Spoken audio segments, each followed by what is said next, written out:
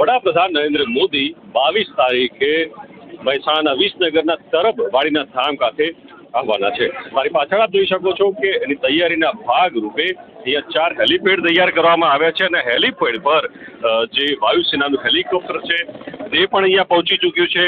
એટલે કે એક પ્રકારનું રિહર્સલ અહીંયા કરવામાં આવી રહ્યું છે કે 22 તારીખે વડાપ્રધાન તરબ વાડીનાથ મહાદેવ ધામની સામે જે સામિયાણો જે ડોમ તૈયાર કરવામાં આવ્યા છે તેની સામે અહીંયા હેલિકોપ્ટરથી ઉતરાણ કરશે।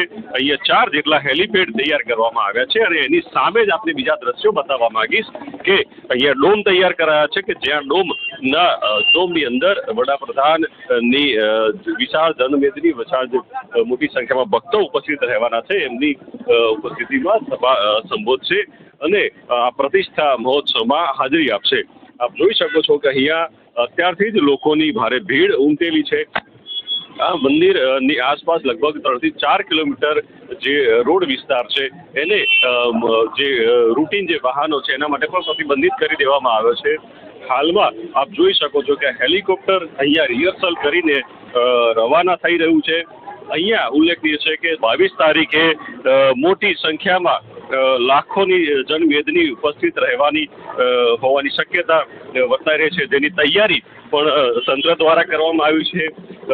તરફ વાડીનાથ ધામ દ્વારા પણ તૈયારી કરવામાં આવી છે।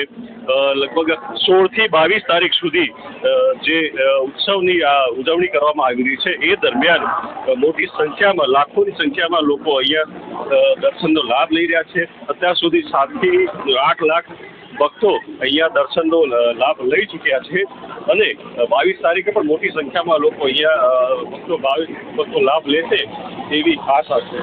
નિશ્ચિત રીતે